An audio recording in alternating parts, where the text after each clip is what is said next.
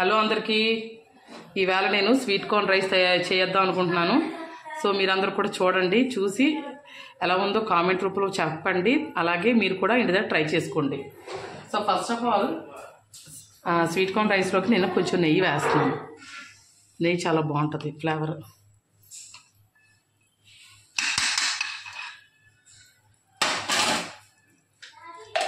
అలాగే కొంచెం ఆయిల్ కూడా వేస్తున్నాను. నెయ్యి ఆయిల్ ఫ్లేవర్ చాలా నైస్గా ఉంటుంది, టేస్ట్ బాగుంటుంది.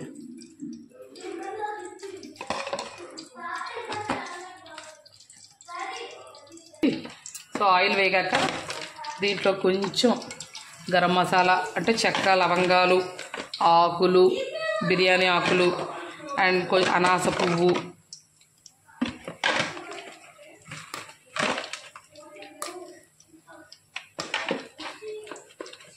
అవన్నీ వేసి బాగా వేపాలి.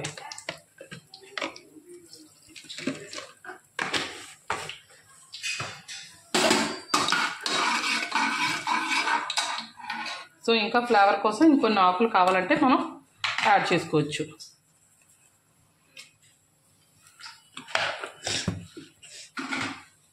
బిర్యానీ మసాలా వేగిన తర్వాత దీంట్లోకి చూడండి గ్రీన్ పీస్, ఆనియన్స్, పచ్చిమిర్చి, కొత్తిమీర, క్యారెట్ ఇవన్నీ ముందుగానే నేను కట్ చేసి ఉంచుకున్నా. ఇవన్నిటిని ఇందులో వేస్తున్నాను. వేసి బాగా వేపించాలి.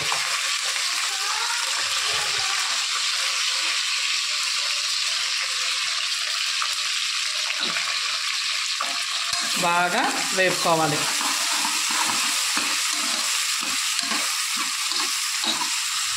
సో చూడండి, ఆనియన్స్ అన్నీ ఇలా బాగా వేపుకున్నాక దీంట్లోకి మనం కొంచెం అల్లం వెల్లుల్లి పేస్ట్ యాడ్ చేసుకోవాలి.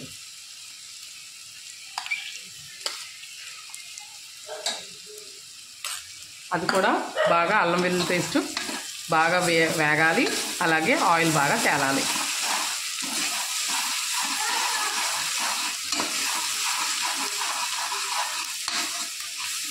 సో దీంట్లోకి మనం అల్లం వెల్లుల్లి పేస్ట్ బాగా వేగిన తర్వాత దీంట్లోకి టమాటాలు వేసుకోవాలి. సో టమాటాలను మనం కాస్త మగ్గనివ్వాలి.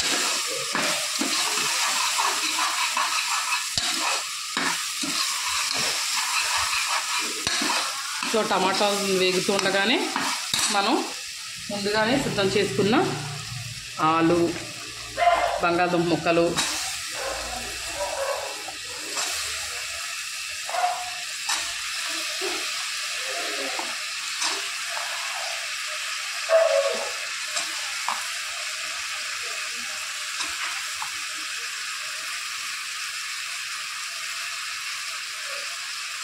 అలాగే మన మెయిన్ ఇంగ్రీడియంట్ మనం చేస్తున్నదే sweet corn rice. So sweet corn వేసి బాగా వేయించుకోవాలి.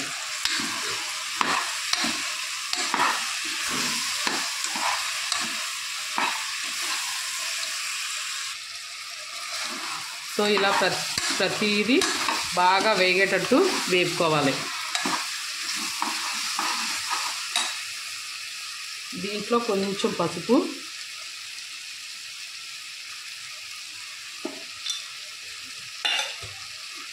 అలాగే తగినంత ఉప్పు,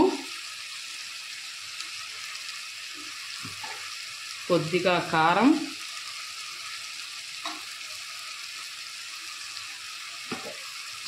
అలాగే గరం మసాలా.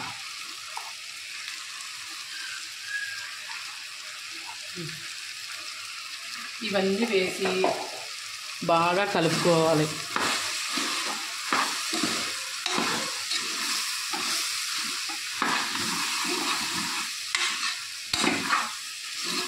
కలుపుకున్నాక మనం బాస్మతి రైస్ 1.5 కప్ తీసుకున్నాము కాబట్టి 2.5 గ్లాసెస్ వాటర్ వేసుకోవాలి.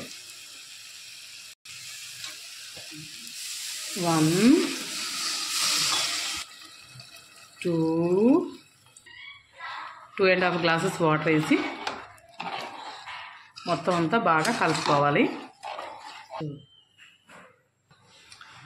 మనం ఆల్రెడీ కడిగి ఉంచుకున్న బాస్మతి రైస్ 1.5 కప్ని ఇందులో వేసుకోవాలి.